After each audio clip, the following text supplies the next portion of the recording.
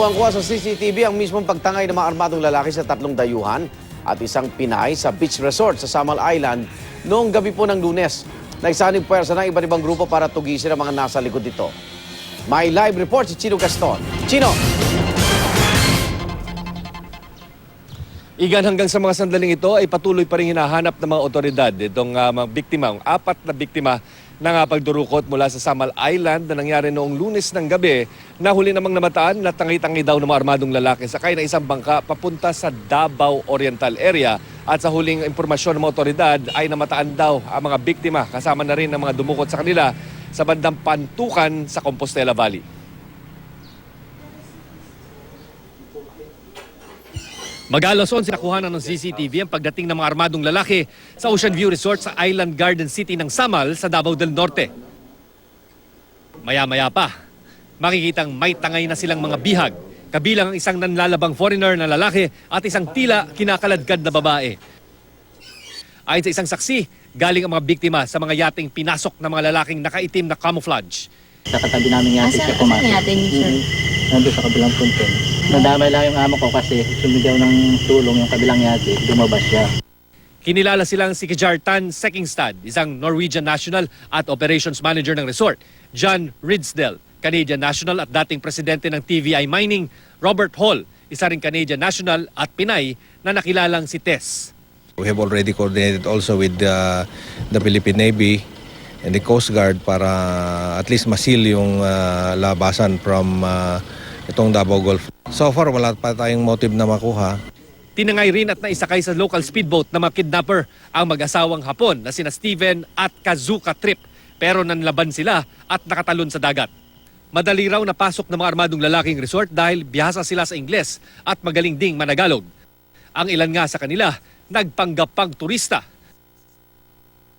Ayon sa alkalde ng Samal, may aktibidad pala sa resort kaya mahigit 100 dayuhang nakayate ang naroon. Pero hindi ito inabiso sa army o pulisya. They are mentioning name eh. So makatuwid yung i-abduct nila, kilala nila.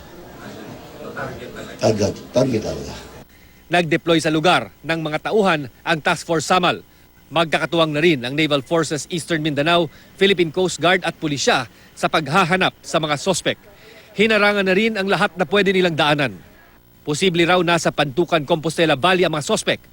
Naka-red alert naman ang buong Samal at naka-alerto rin ang buong Davao del Norte Police. Pinakiusapan naman ng Joint Task Group Sulu ang MNLF na huwag lalabas ng kampo habang tinutugis pa ang mga sospek.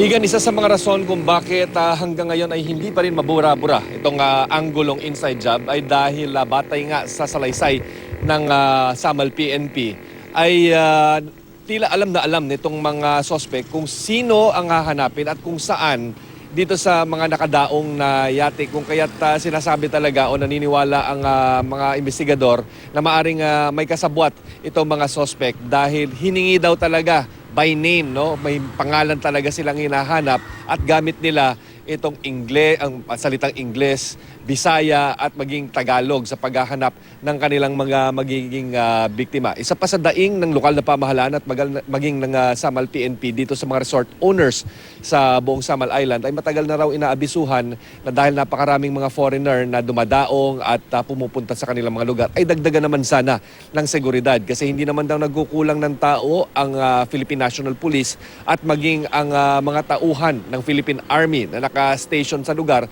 partikular dahil nangyari nga yung mga 2001 itong insidente na nagtangkang pag-atake dito sa isang resort din sa Samal Island kung saan sa magandang palad naman o sa kagandahang palad ay naitaboy itong tangkang pagdukot dito sa ilang mga foreigners sa isang exclusive na resort din dito. Bagamat after nga ng incident na ito ay inaabisuhan na nga at nakikipag-coordinate itong mga lokal na pamahalaan at maging tauhan ng PNP at ng Philippine Army sa mga resort owner na sana dagdagan. Pero sa case daw nitong Ocean View ay ilang beses na raw sinabihan na sana dagdagan, libre naman ang pagpoposte ng tauhan ng PNP doon at maging ng Philippine Army ay hindi daw pumayag at ito na nga, nangyari na itong hindi inaasahang insidente. Igan.